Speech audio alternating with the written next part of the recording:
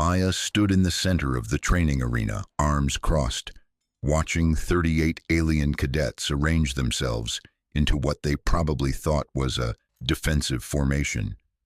Her boots scraped against the scorched metal floor as she shifted her weight, unimpressed.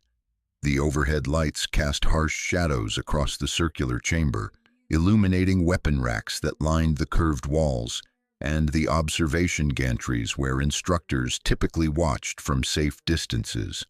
Today, nobody was watching from safe distances.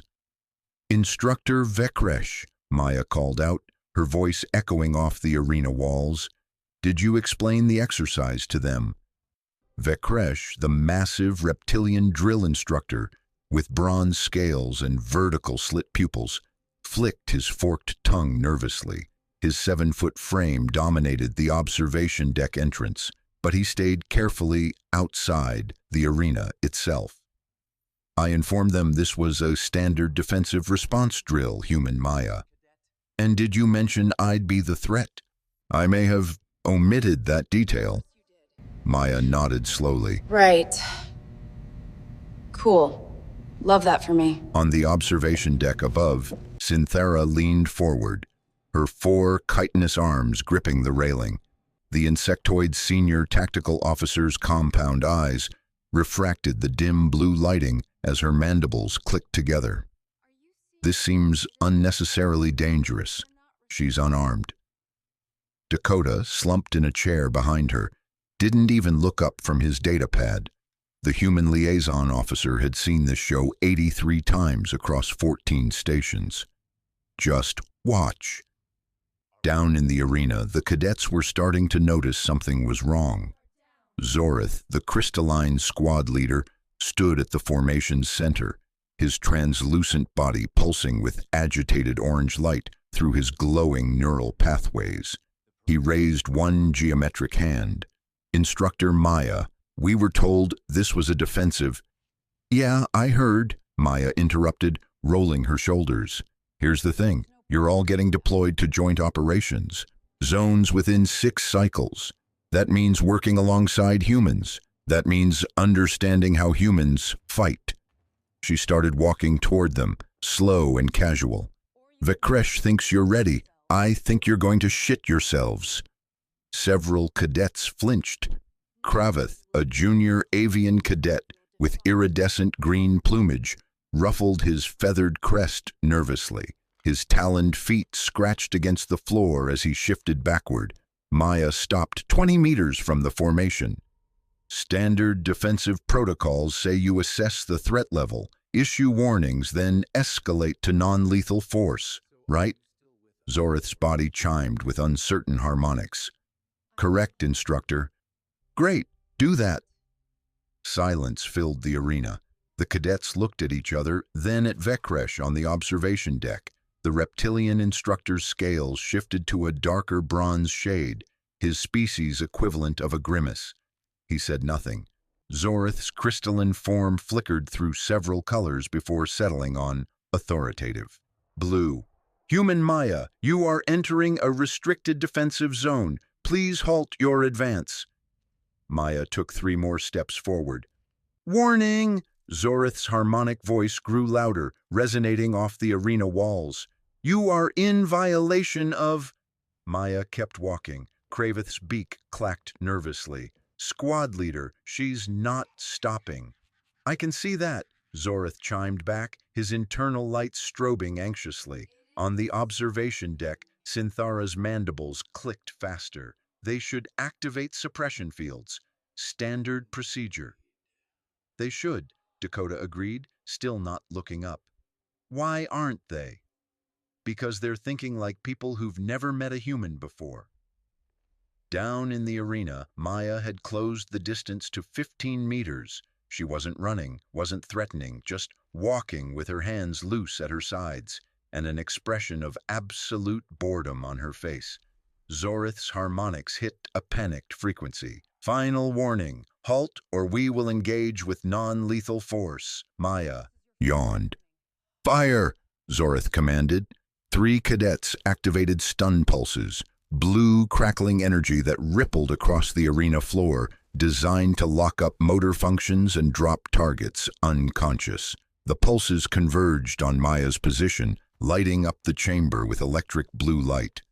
Maya walked through them, not around them, not dodging, just kept walking as the stun energy washed over her body, crackling harmlessly across her skin and dissipating into the air. Her expression didn't change. Her pace didn't change. She looked like someone walking through light rain. Kravith's entire plumage stood on end. She didn't even flinch. Increase intensity, Zorith's chiming voice cracked with stress. 6 more cadets joined in. The combined stun field turned the air itself blue, so bright that several cadets had to shield their eyes. The energy output was rated to drop a charging Throxian battle boar, a creature with hide thick enough to deflect small arms fire. Maya adjusted her ponytail and kept walking. 10 meters now.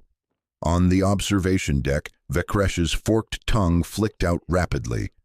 "Perhaps we should—" "No," Dakota interrupted, finally looking up. "They need to see this." Synthera's 4 arms gripped the railing tighter, her chitinous exoskeleton shifting to a darker purple. "See what? A human having a stroke? Those stun levels should have worked on anyone with a normal neural structure," Dakota finished. "Humans aren't normal." Below, panic was setting in. The formation fractured as cadets stumbled backward, weapons raised but clearly ineffective. Maya had reached 8 meters, close enough that the cadets could see the complete lack of concern on her face. "Kinetic rounds," someone shouted. "Negative," Zorith's harmonic screeched. "Training protocols forbid." A cadet fired anyway. Rubber projectiles, rated non-lethal, shot across the arena at speeds that would shatter most species' bones, even without penetrating. They hit Maya in the chest, abdomen, and shoulder. She grunted slightly, took 1 step back to absorb the momentum, then kept walking. "Oh, what the fuck?" Kravith squawked, his beak hanging open. Maya rolled her shoulder where the round had hit. "That one actually kinda hurt." "Good job." She said it the way someone might compliment a child's drawing. The cadets broke. Not formally, not with orders, just scattered like startled prey animals. Some dove behind equipment, others backed against the walls. Zorith stood frozen, his crystalline body flashing through every color in rapid succession, unable to process what was happening. Maya stopped in the center of where the formation had been, hands on her hips. "Okay, let's talk about what just happened." Nobody responded.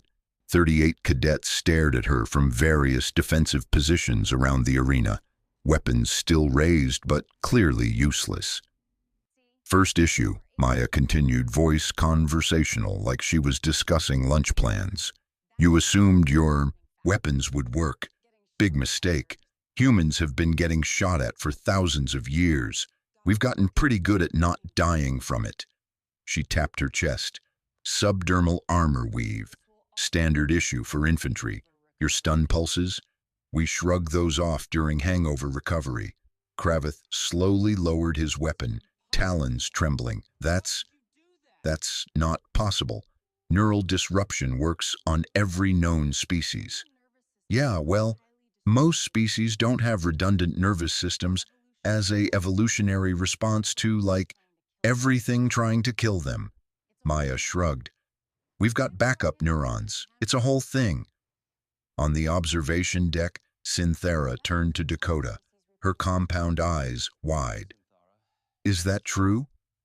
Dakota pulled up a file on his datapad, turning it to show her. "Humans evolved on a death world. Venomous creatures, diseases, predators, other humans. The ones who survived had nervous systems that could root around damage. Makes them extremely resistant to disruption effects." "That seems unfair. Wait until you see the rest." Maya was walking among the scattered cadets now, who parted before her like water. "Second issue, you stopped thinking when your first plan failed. You panicked. In a real combat situation, that gets you killed." She stopped next to a cadet who'd wedged himself behind a weapon rack. "What's your name?" Tarvin, instructor. The cadet stammered, his 6 insectoid legs curled defensively. "Tarvin, when your stun pulse didn't work, what did you do?"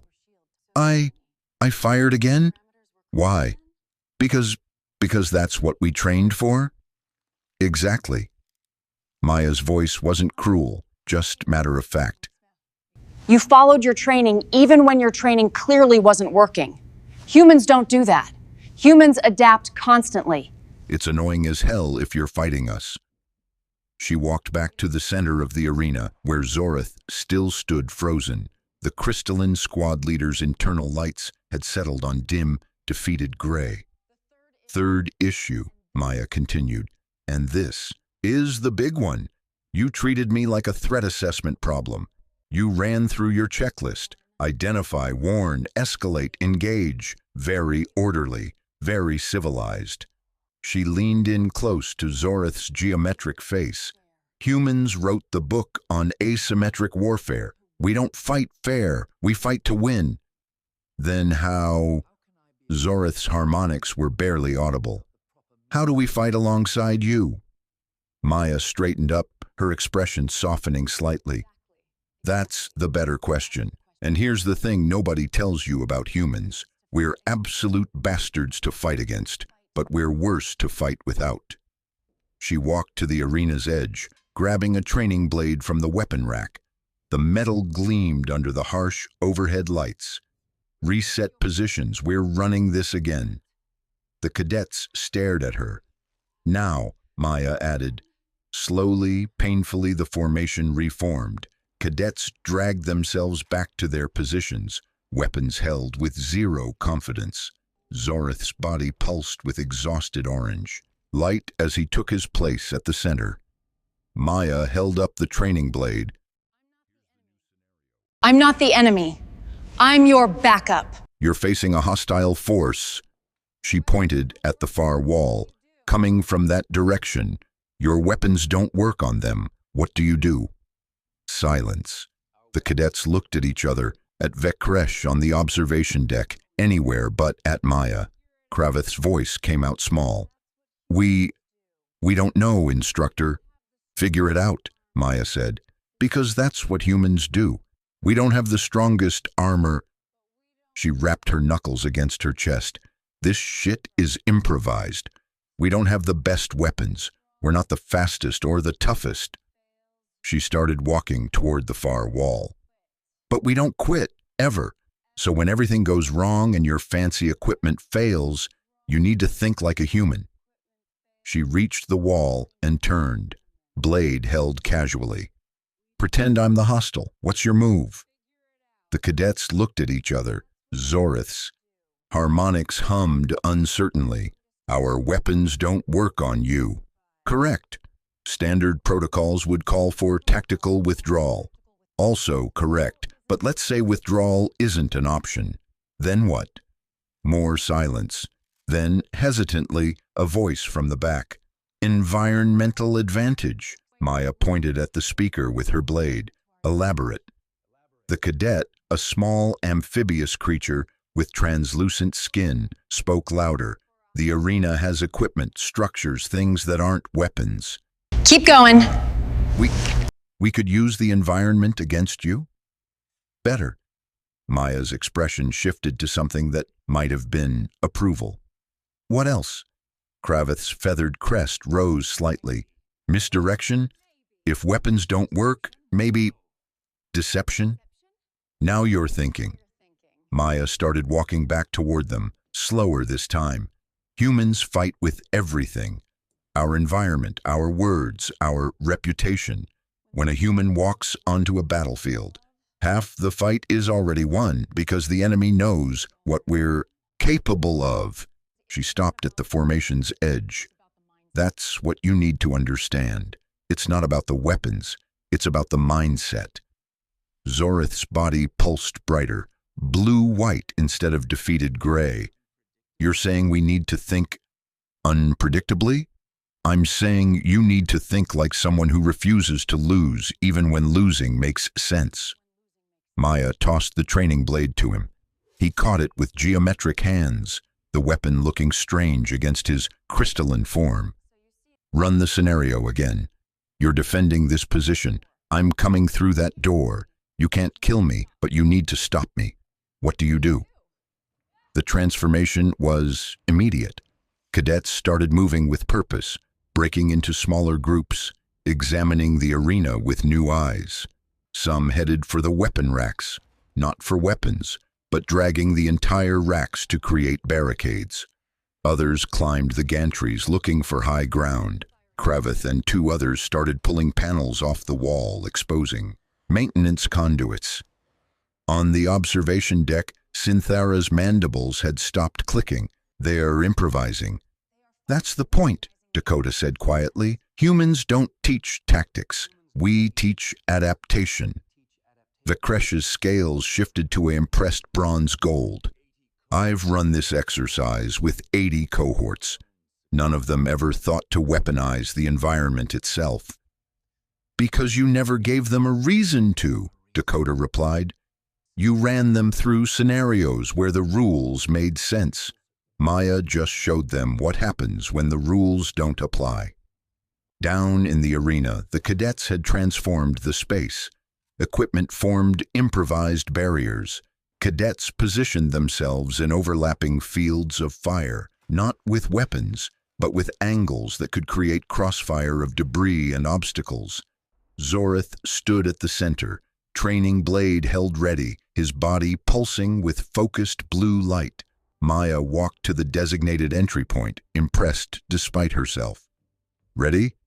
Affirmative, instructor, Zorith chimed, his harmonics steady. Then stop me. She came through the door at a run. The first barrier slowed her for half a second. The second forced her to vault over it, putting her off balance.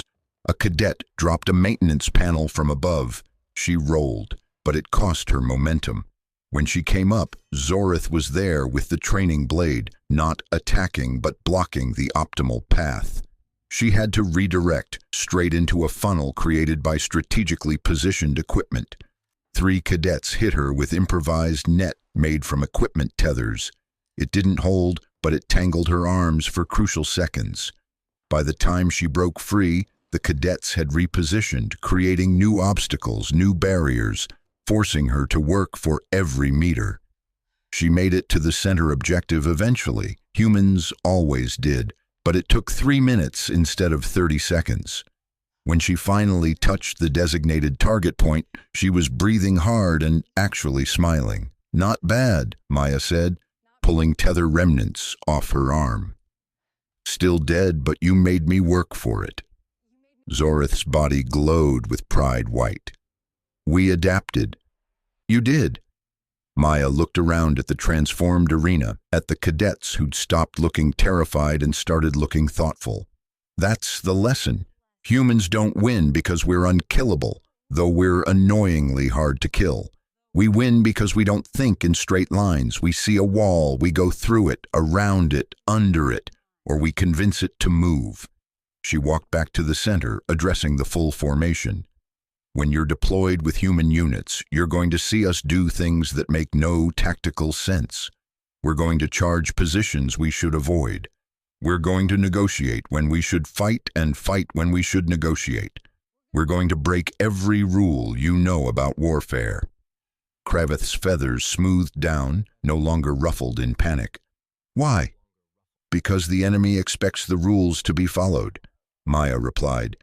And the moment you become predictable, you become dead. She gestured to the chaos around them, the displaced equipment, the improvised fortifications, the cadets still breathing hard from exertion. This is how humans think. This is what you'll be working with, not perfect tactics, not elegant strategies, just pure, stubborn refusal to accept defeat. On the observation deck, Plexen had floated in at some point, her gelatinous body undulating with interest.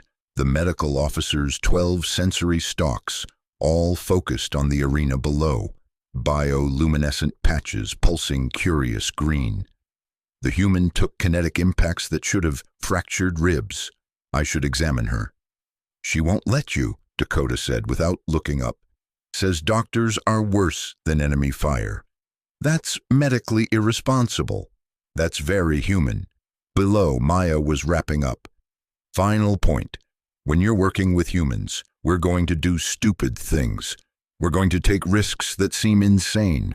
We're going to laugh at danger and make jokes during firefights. She paused. We do that because if we stopped to think about how bad things are, we'd freeze up. Humor keeps us moving, stubbornness keeps us fighting, and sheer bloody-mindedness keeps us alive when we shouldn't be.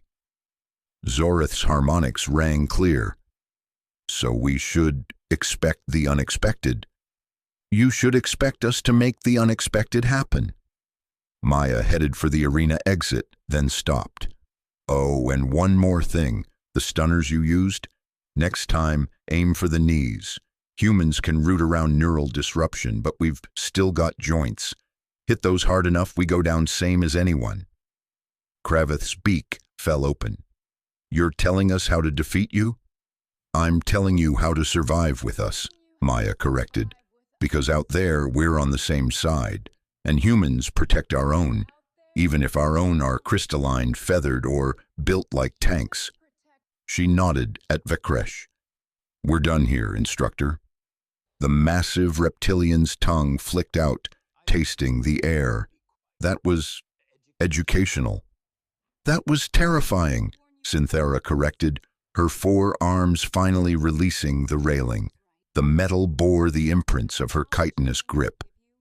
Maya disappeared into the corridor network, the emergency red strip lighting casting her shadow long behind her. The cadets remained in formation, not because they'd been ordered to, but because nobody quite knew what to do after watching a human casually walk through their best defenses. Zorith's crystalline body pulsed thoughtfully. I understand now why the war reports describe humans as problematic allies. Wait until you see them drunk, Dakota called down from the observation deck. They get worse, they get creative.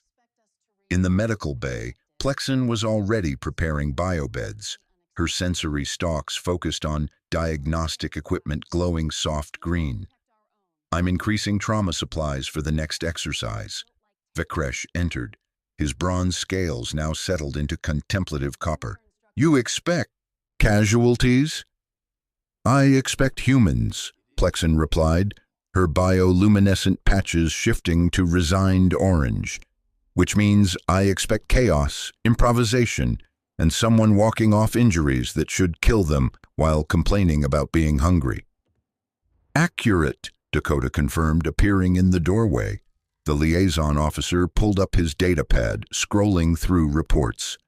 The next cohort arrives in 4 cycles. Different species mix. We've got some Valorians this time. The ones with crystalline honor codes? Vakresh's tongue flicked nervously. They don't respond well to unconventional tactics. Then they'll learn. Dakota glanced back toward the training arena, where cadets were still processing what they'd witnessed. That's the thing about training with humans. You either adapt or you wash out. No middle ground. Back in the arena, the cadets had started dismantling the improvised fortifications, but the conversations were different now, analytical instead of panicked, excited instead of terrified. Did you see how she absorbed the kinetic impacts? One cadet asked, mandibles clicking thoughtfully. The neural rooting was fascinating, another replied, scales shifting through contemplative colors. Redundant systems as evolutionary adaptation. That explains the historical data on human survival rates. Kravith was examining the tether that had briefly tangled Maya's arms. She smiled when we slowed her down. Actually smiled. Humans enjoy challenges, Zorith explained, his harmonics more confident now. Combat is problem-solving under pressure. They find it stimulating. That's insane. That's human. The squad leader's crystalline form pulsed with understanding, and that's why they win. In the corridor network, Maya leaned against a bulkhead, finally allowing herself to wince. The kinetic rounds had definitely bruised ribs, and the subdermal armor could only do so much. She pulled out a medical patch, slapping it against her side, feeling the pain suppressants kick in. "You're hurt," a voice said. Maya didn't turn. "I'm fine, Dakota." The liaison officer emerged from the shadows, emergency red lighting casting harsh angles across his exhausted face. "You took 3 rubber rounds to the chest cavity. That's not fine." "It's fine enough."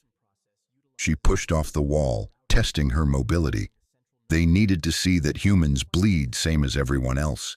They just needed to see we don't stop bleeding. That's a terrible metaphor. It's a true one. They walked in silence through the narrow passages, pipes humming overhead, warning symbols flickering on bulkheads.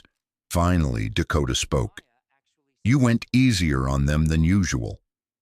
They're kids, scared kids who've been told their whole lives that following procedure keeps them alive." Maya shrugged, then regretted it as her ribs protested. They needed to see the procedure fail safely before it fails deadly. "Still, usually you make at least one of them cry." The avian was close. Kravith, he was terrified. "But he didn't run," Maya pointed out. "Panicked, sure, but held position. That's good instinct." They reached the instructor quarters, a Spartan bay with basic bunks and equipment lockers. Maya dropped onto her assigned bunk, groaning slightly. Dakota pulled up his datapad. "Vekresh wants to run the exercise again with the next cohort. Different approach. Maybe warn them you're coming. That defeats the purpose. He says they need psychological preparation." "They need surprise," Maya countered. "Real combat doesn't send a polite notice. Real combat is suddenly being in the worst situation of your life with 0 warning." She closed her eyes. "We prepare them for surprise, or we send them to die surprised." "You know Vekresh is going to argue about methodology." "Let him. I'll walk through his arguments the same way I walked through those stun pulses." Dakota actually smiled at that. "You're proud of yourself for that line." "Little bit, yeah." Silence fell, comfortable and tired. Outside, the station hummed with activity. Thousands of species training for joint operations, learning to fight together, learning to survive together. And somewhere in that chaos, 38 cadets were discovering that the universe didn't follow the rules they'd been taught. "They'll be okay," Maya said quietly. "The cadets, they're smart. They'll figure it out." "Figure what out?" "That fighting with humans isn't about matching our crazy. It's about bringing their own strengths to complement our chaos." She opened one eye. "Zorith's already there. Saw him thinking during the second run. Crystalline species, strategic thinkers. He'll use that. Kravith's got flight capability, which we lack. Tarvan's insectoid senses cover our blind spots." So the lesson wasn't about becoming human. The lesson was about being better than us, Maya corrected. Humans survive through stubbornness and improvisation because we have to. Everyone else survives by being smarter about it. She sat up despite her ribs protesting. "When those cadets deploy, they're not going to fight like humans. They're going to fight like themselves. But they'll understand why their human squad mates are doing insane things, and they'll cover for us while we're being insane. That's almost inspiring. Don't spread that around. Ruins my reputation." Dakota headed for the door, then paused. "The Valorian cohort arrives in 4 cycles. You planning anything special?" Maya grinned, and it was not a comforting expression. "Thinking about it. Valorians have that whole honor duel culture, right? One-on-one combat, formal challenges." "Oh no." "Oh yes, gonna teach them about teamwork the hard way." "Maya, you can't." "Watch me." She lay back down, closing her eyes. "Dismissed, Dakota. And tell Plexen I'm fine before she floats down here trying to examine me." The liaison officer left, shaking his head. In the corridor, he pulled out his data pad and started a new report. Human instructor Maya. Exercise results. Successful. Cadet psychological trauma. Minimal. Instructor injuries moderate but ignored. Methodology questionable but effective. Recommendation: continue current program. Also recommend increased medical supplies and psychological support staff for Valorian cohort arrival. He paused, then added, "Note: never let Maya near formal honor duel protocols. She will ruin them." Back in the training arena, the cadets had finished cleanup. They stood in loose formation, not quite ready to leave, processing everything they'd learned. "We got destroyed," one cadet said flatly. "We survived," Zorith corrected, his crystalline form glowing with quiet pride. "And then we adapted. She still won the second run, but we made her work for it. We made a human work for victory." The squad leader's harmonics rang clear through the arena. "That's not defeat. That's learning." Krevith's plumage had settled, iridescent green catching the overhead lights. "Next time, we'll make her work harder." "Next time," Zorith agreed. The cadets filed out, heading for their quarters, their mess hall, their normal routines. But something had changed. They walked differently, not with the rigid precision of soldiers following protocols, but with the loose readiness of fighters who'd learned that rules were guidelines and survival meant thinking past them. In the mess hall, the conversations would spread.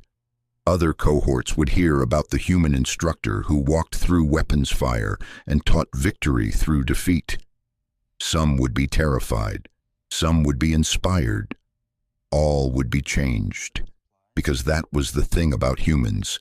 They didn't just fight wars. They changed how wars were fought. They didn't follow the rules. They made new ones. And they didn't lose gracefully. They simply refused to lose at all. 4 cycles later, when the Valorian cohort arrived with their crystalline honor codes and formal combat traditions, Maya would be waiting. She'd walk through their ceremonial challenges and their sacred duels, and she'd teach them that honor meant keeping your squad alive, not following ancient protocols. Some would call it disrespectful. Others would call it necessary. The survivors would call it human. And somewhere in the cold mathematics of military efficiency, statisticians would note that joint operation squads trained by human instructor Maya had survival rates 23% higher than standard programs. They'd write reports about methodology and psychological preparation and adaptive tactics. They'd never quite capture the simple truth that sometimes the best way to teach survival was to show people their weapons didn't work. Their tactics would fail and they'd have to think their way past impossible odds, because that's what humans did. Every single day. And now, 38 alien cadets understood why.